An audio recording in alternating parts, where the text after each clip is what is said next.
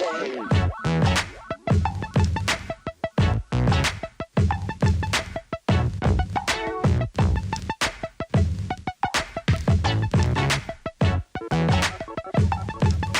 team, here we go with a video on the exponential distribution. My name's Justin Zeltzer from zedstatistics.com and also the Jeremy's Iron podcast.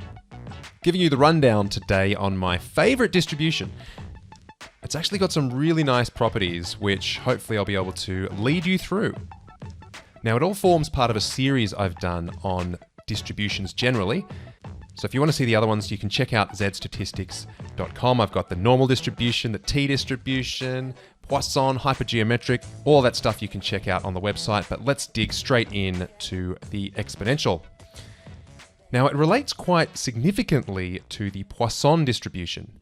And here I've mentioned that the exponential is actually the time between events in a Poisson process. You can think of it like the inverse of the Poisson.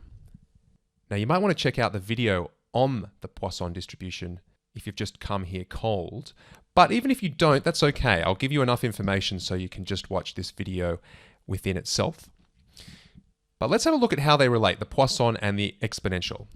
Let's just say the Poisson distribution might be the number of cars passing a toll gate in 1 hour. So that's like the classic example they always give for a Poisson distribution. To turn that into an exponential distribution, we might say it's the number of hours between car arrivals. So it's almost like you're flipping it on its head, right?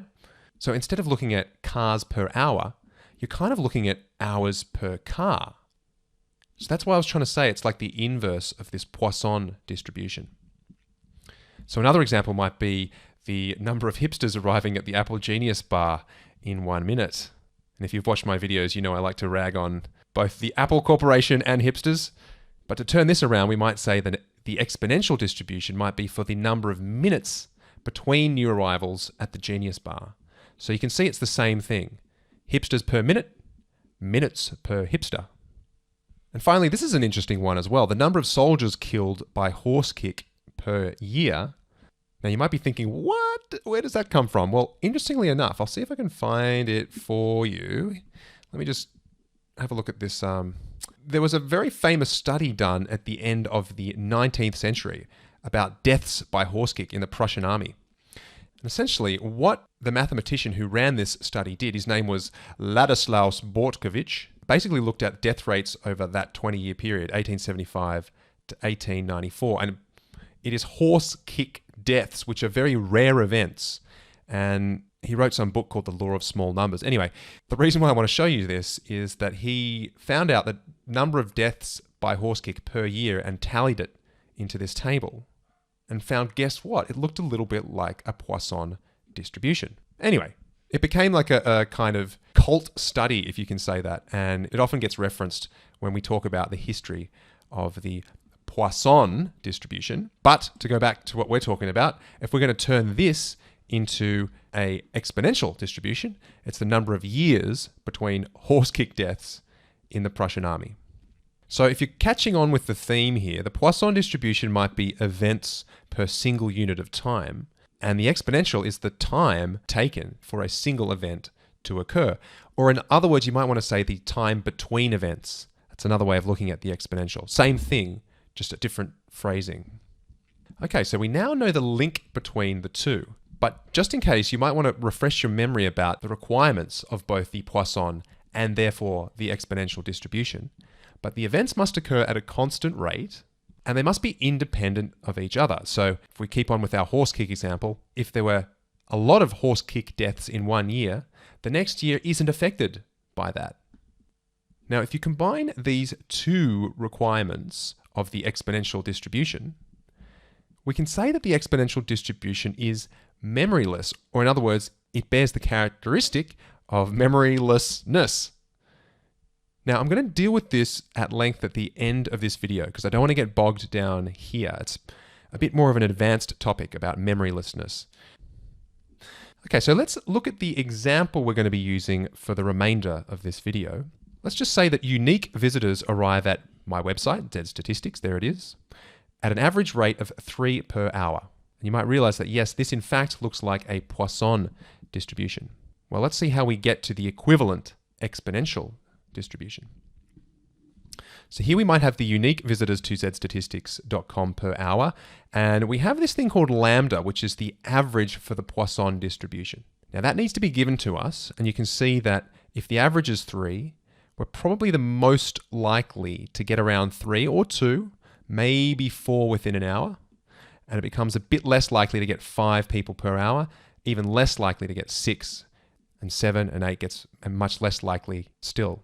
So this is what's called the probability distribution, or more specifically, we call it the probability mass function. So I'm going to introduce to you a few of these terms that you might see in your grander study of statistics. PMF, probability mass function, is used for a discrete distribution like the Poisson distribution is, right? You can only get discrete outcomes. We can't get 2.5 people coming to my website in 1 hour, right? Has to be 2 or 3. So how do we get to the exponential distribution on this side? Well, instead of being number of visitors per hour, this is going to be the number of hours until the next visitor or next arrival at my website. So instead of the mean being 3, see how lambda's 3 over here, the mean for this exponential distribution is 1 on 3, and we give it the letter mu as opposed to lambda. Now, it's not so difficult to intuit why the mean has to be 1 on 3. I mean, if you think about it, if I'm averaging 3 visitors per hour, that's about 1 visitor every 20 minutes, right? In other words, 1 visitor every third of an hour. So that's how we relate the mean of the Poisson distribution to the mean of an exponential distribution. It's actually just the straight inverse. Lambda is 1 on mu and vice versa. Now, this is called the PDF, and it's the same idea as the PMF, but because the exponential distribution is a continuous distribution, we don't call it a probability mass function, we call it a probability density function. Now you might be sitting there thinking, all right, why is the exponential distribution continuous, whereas the Poisson was discrete? Well, that just depends on the units we're talking about, right? You can't have half a visitor, but you can have half an hour. In other words, you can split up time into fractional units. So it is quite interesting that this is a nice smooth curve, being the probability density function, whereas for the Poisson, it's a discrete chunky distribution, which we call the probability mass function. Now, another question you might have is, why does this exponential distribution have this shape? It's strange that the average is a third of an hour, but it doesn't really make a sort of peak around that third of an hour, which is sort of 0.3, kind of around here, right? It doesn't make a peak around here. It starts at the highest point and then it just keeps going down and down and down. Why does that happen? Well, again, I'm going to look at that at the end of the video. So we'll first get a sense of how to use this exponential distribution, and then at the end we'll deal with all that nitty-gritty stuff, which is really quite fascinating. So let's keep going. For completion here, I've put the cumulative functions. So you can see here that the scales on the left go from 0 to 1, meaning that this represents the probability of getting, say, 5 and below, or 6 and below unique visitors to my website in an hour. So eventually, as we start increasing this, 6, 7, 8, 9, 10, it starts getting closer and closer to 100% or 1. So similarly over here, the cumulative distribution function, if I was trying to say what's the probability of the next arrival happening within 2 hours, it's going to be very, very likely, because don't forget, we're expecting 3 every hour. So the likelihood of the first arrival happening after 2 hours is very, very slim. So it's got to reach pretty much 100% by 2 hours time. Okay, so let's actually do some calculations now. So here I've stated the question again. Unique visitors arrive at zedstatistics.com by a Poisson process at an average rate of 3 per hour. So I'm going to ask you to find the probability that the next visitor arrives within 10 minutes, after 30 minutes passes, and then C in exactly 15 minutes time. Now here's that exponential distribution again. And you'll notice that we have hours here on the x-axis, which is maybe not the best units for us to be using. You can see we want to probably talk in minutes here, even though that the average was given to us at 3 per hour, right? So that will be our Poisson mean being lambda equaling 3. So our exponential mean, mu, is equal to 1 on 3. But the units are in hours. And I do not like having a mean which is 1 on 3 if I can avoid it. So let's turn it all into minutes. We know that a third of an hour is 20 minutes, right? And then the scale here goes from 0 to 60 to 120 minutes instead of 0, 1, and 2 hours. So if I'm trying to find the probability that the next visitor arrives within 10 minutes, we're really after this shaded region here, where we go from 0 to about 10. Imagine that's about a third of the way to 30, right? So that shaded region is the area which represents the probability. So how do we use a formula to do this?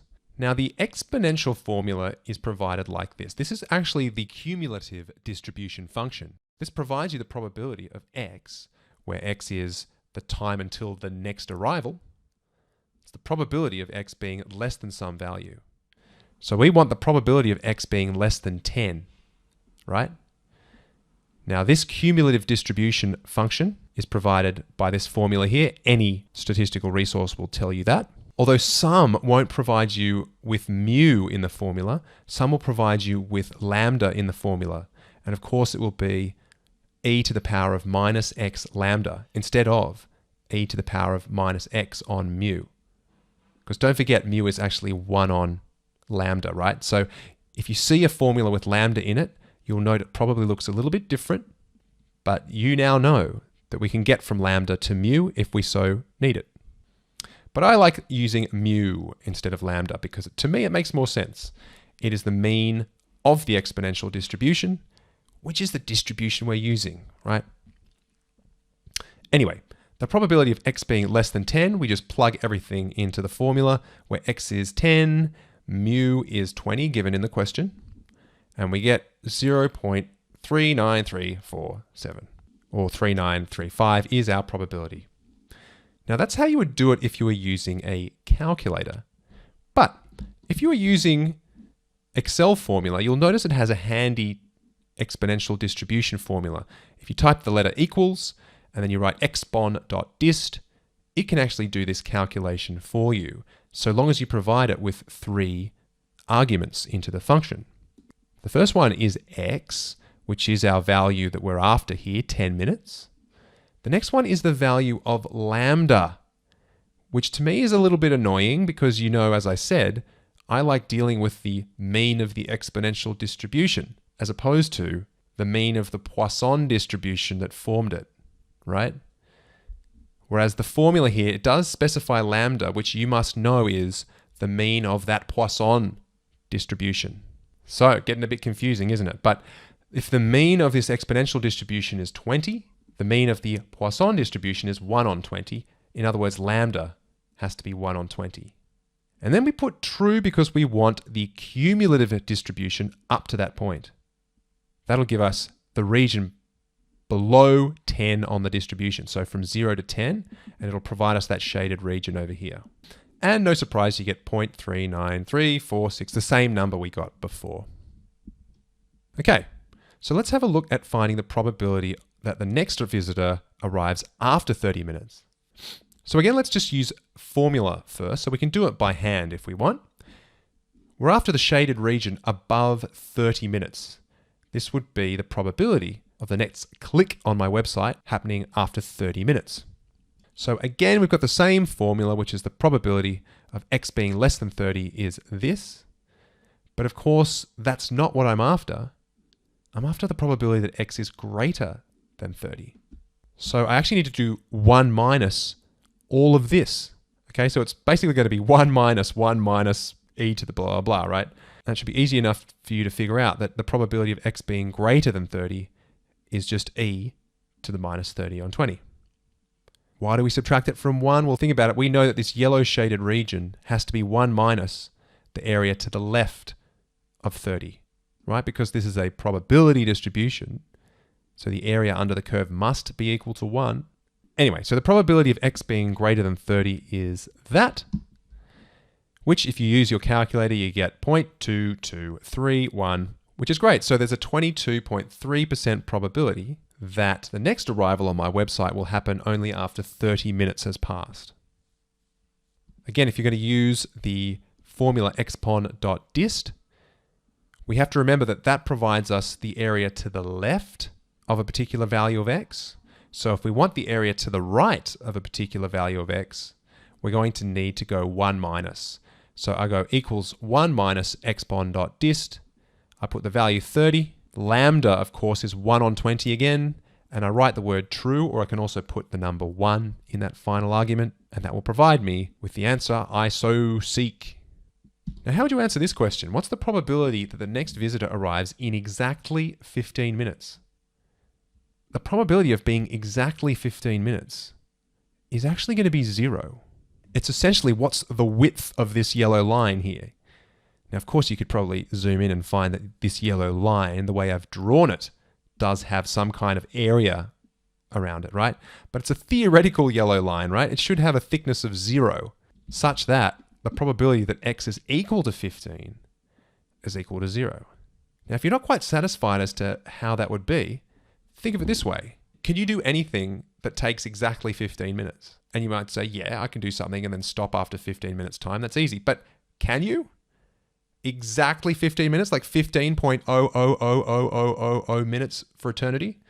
You might find that you actually can't do that because we have a continuous distribution.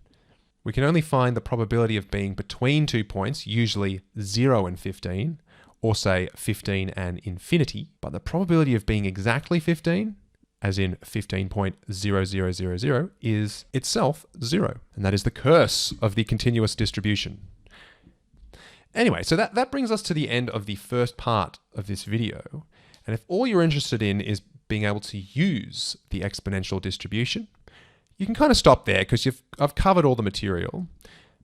But if you're keen on understanding why the probability density function looks the way it does, then stick with me. Let's go on a journey together, shall we?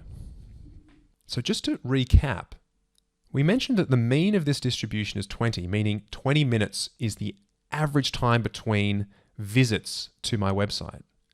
And we've pretty much seen with most other distributions, when the mean is, say, 20, you'd expect a bulge at around 20, and it might trail off either side around 20. But this doesn't really do that. It just keeps ramping downwards as we go from 0 all the way to infinity. So is that suggesting that it's more probable to get a click within 1 minute than it is within, say, 20 minutes time? Well, not exactly. Let's open this can of worms up just a little bit.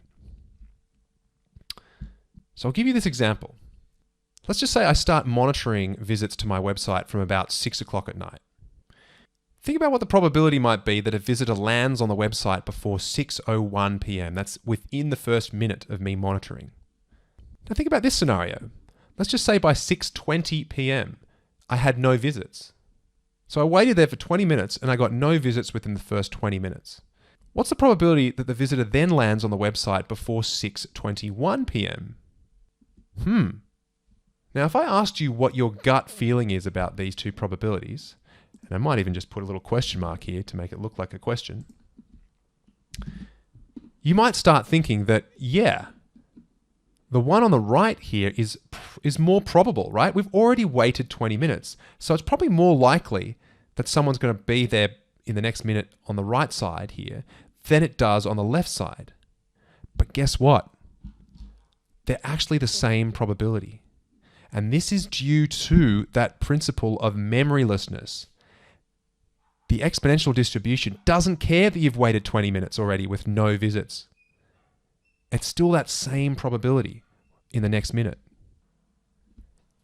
So this is the first step to understanding why this PDF looks the way it does. This is that principle of memorylessness. Now here's the second bit. We'll repeat the same question. What's the probability that the first visitor lands on the website within the first minute? And we can actually find an answer to this question using the formula that we were using previously. I'm not going to show you how to do it, but it turns out that the probability of x being between 0 and 1 is about 0.05. So there's about a 5% chance of the first visitor to my website coming within the first minute of me monitoring. So now let's have a think about what the probability might be that the first visitor lands on the website within the second minute. Now, the first thing we need to understand about this second scenario here is that it's comprised of two distinct events. The first visitor must not land on the website within the first minute, and then this visitor must land on the website within the second minute. So to find the probability that X lies between 1 and 2, we actually have this 0.95 multiplier that comes into our 0.05. Why do we multiply by 0.95? Well, as I said, the first thing that needs to happen for this to be true is that the first visitor can't arrive within the first minute. And the probability of that is 1 minus 0.05, which is 0.95. So we already know that we have this 0.95 multiplier going on. And then the next thing that needs to happen is that this first visitor needs to arrive within the very next minute. And we already know what that probability is. It's 0.05 thanks to the memorylessness of the exponential distribution. All right, so let's see what happens now when we move this along to the third minute. So if I'm asking what the probability is that the first visitor lands on the website within the third minute, in other words, between 2 and 3 minutes, you can see that we're going to have two of these 0.95 multipliers come in.